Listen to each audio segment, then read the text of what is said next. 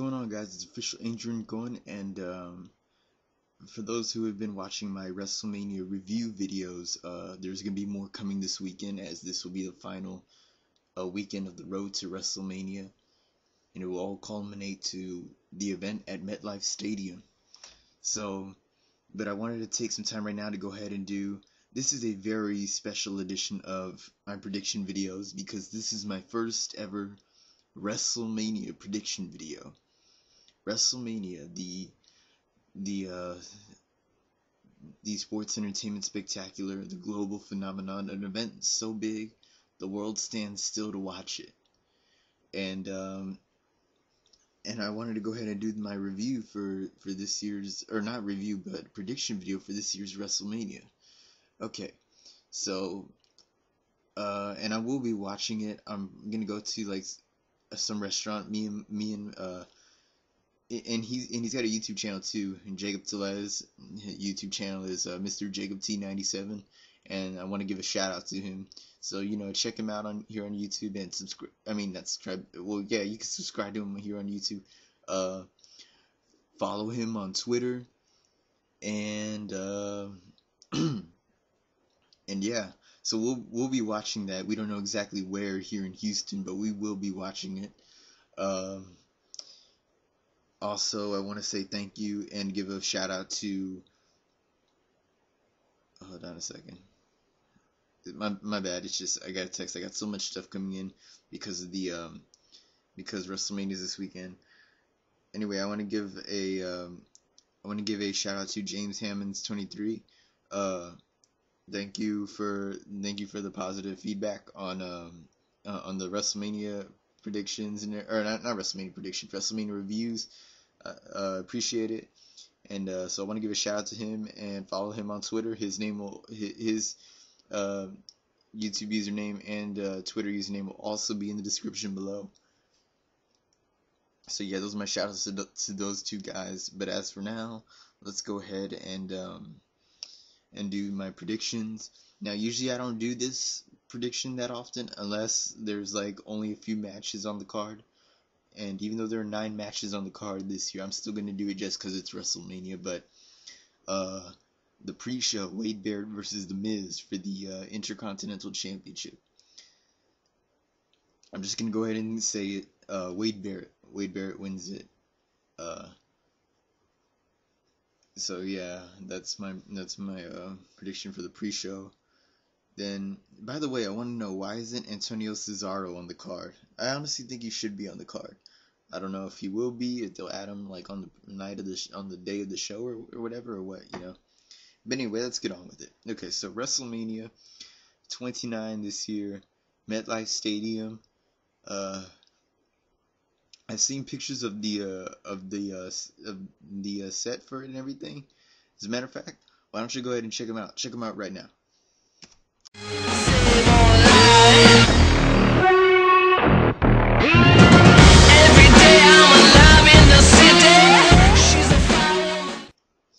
So yeah, that's the set, and it looks pretty neat, I guess. It actually looks like they're putting effort into it this time, like. Not that any of the past WrestleMania stages have been like effortless looking. Although WrestleMania 27 was kind of not impressive that much to me. I mean, it stood out farther than a lot of other ones, but it just wasn't that much, So it actually looks like they're putting effort into it this year. And like WrestleMania 28 was okay. That one was okay. But it actually looks like they're putting effort into this year's one. And anyway, so I don't know if Del Rio and Swagger will be the opening contest, because you see, the World Heavyweight Championship has been defended in the opening contest of the past 2 WrestleManias, and it's been defended in a lot of opening contests for pay-per-views as of since WrestleMania, I believe. As of since WrestleMania 27, I believe. But I don't know, because if it is the opening contest, then it's highly unlikely that Ziggler will cash in. So I'm gonna go ahead and say that for the opening, we have Team Hell No putting the tag team titles on the line against Dolph Ziggler and Big E Langston. I thought Team Hell No was gonna be done with at the Royal Rumble, but Daniel Bryan won after giving, I forgot who it was that he gave it to, but he won using the no lock. Uh, and they still continued, you know. So, but I think this is it for them. I think this is the end for them. I think they might be arguing or something, and then maybe Big E attacks someone or something, and then Ziggler gives the zigzag to one of the two from behind. I don't know exactly how, but I say Ziggler and Big E win the titles.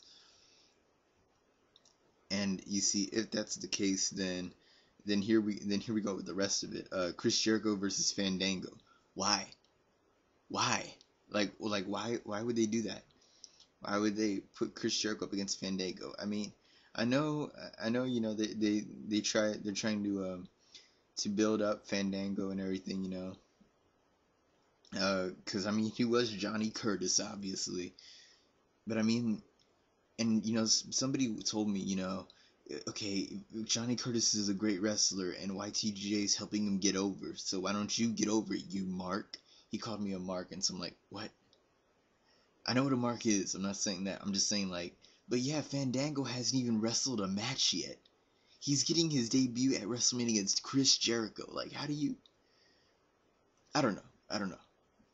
It's just like, if he's wrestled constantly, then I wouldn't really have too much of a problem with it. But I mean, he hasn't wrestled a match yet. He's fine, Don, troll, you know.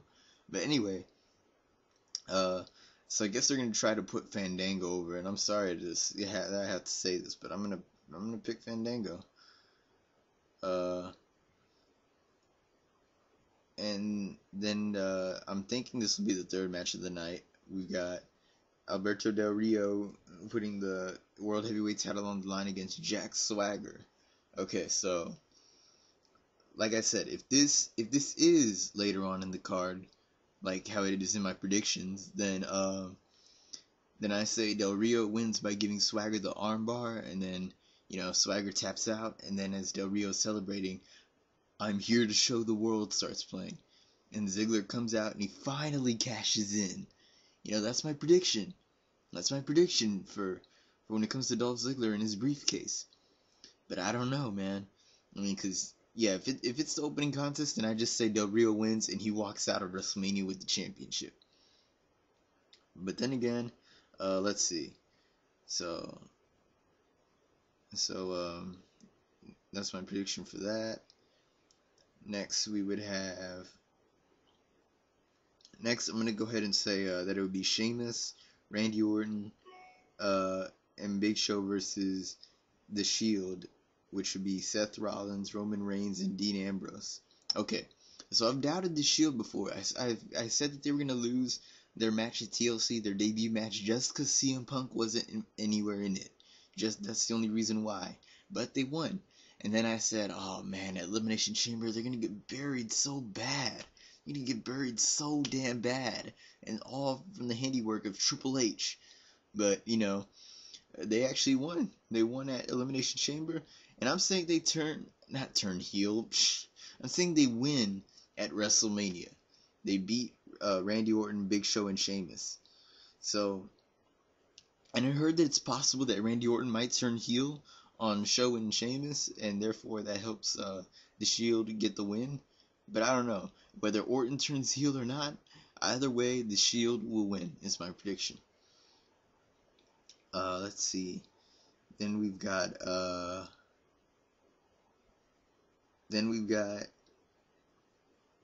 Tons of Funk. The Brodus Clay and Tensai, along with the Funkadactyls, Cameron and Naomi versus Team Rhodes Scholars, Cody Rhodes and Damian Sandow, and then the Bella Twins, Brie and Nikki Bella. Okay, so, why? I mean, I would have preferred if the Intercontinental Championship was on the card, and then this was the pre-show. But I mean, during the show, come on. I'm gonna have to go ahead and say Rhodes Scholars and the Bella Twins. Yep, that's my take on that. Let's see. Now, I would love it if this was the last match of the night, but it's highly likely that it won't be. I don't know. But anyway, we'll see how it goes, you know. The Undertaker versus CM Punk. Now, at a certain point, I figured, oh man, it's possible that this could be the end of his career. Even though now CM Punk is my favorite wrestler, but you see my favorite current wrestler, but you see Taker is just an all-time such a badass, and I've never wanted him to lose at WrestleMania. So even before Bearer's death, I said Taker's gonna win.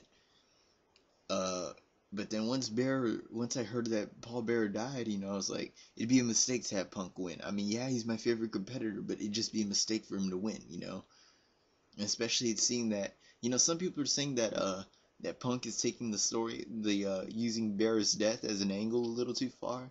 I kind of think he is. I mean, hey, it's my opinion, And so, I just think it'd be a mistake to have Punk win at WrestleMania, even though I like him a lot.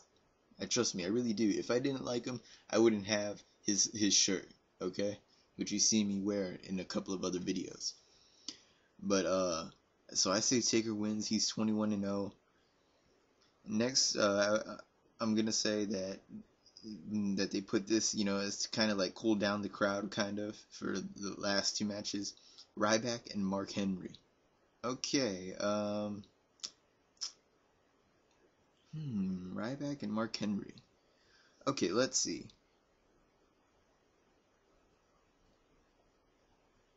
So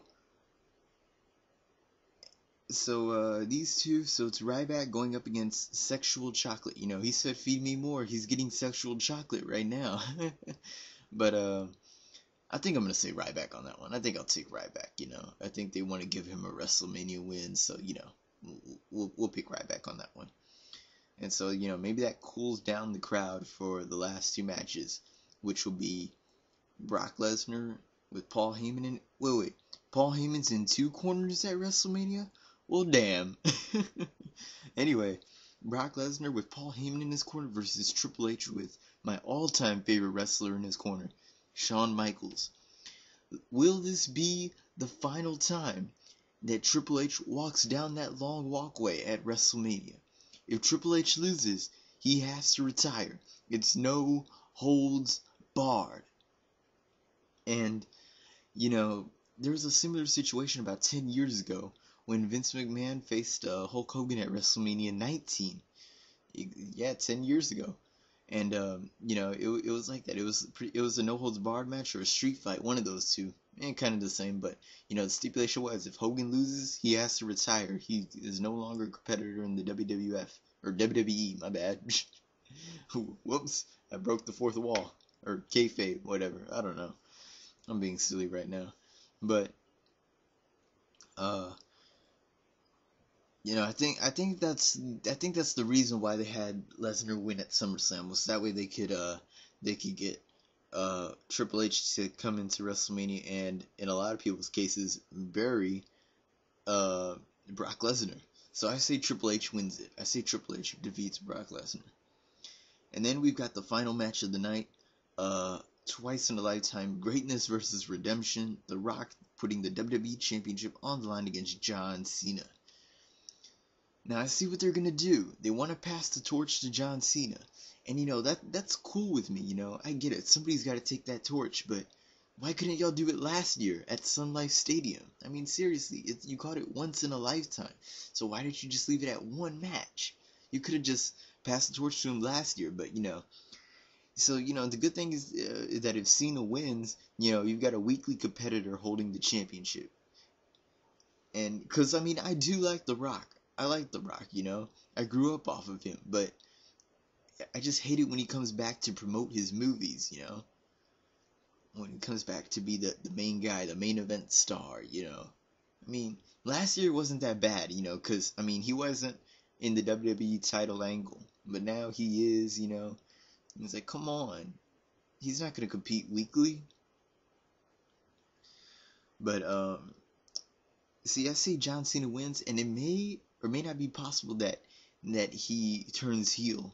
Like, he turns heel in the process to win the match, Kind of like, I've always talked about how my favorite heel turn was Stone Cold's heel turn at WrestleMania 17. and that took place not too far down the road from here at the Astrodome.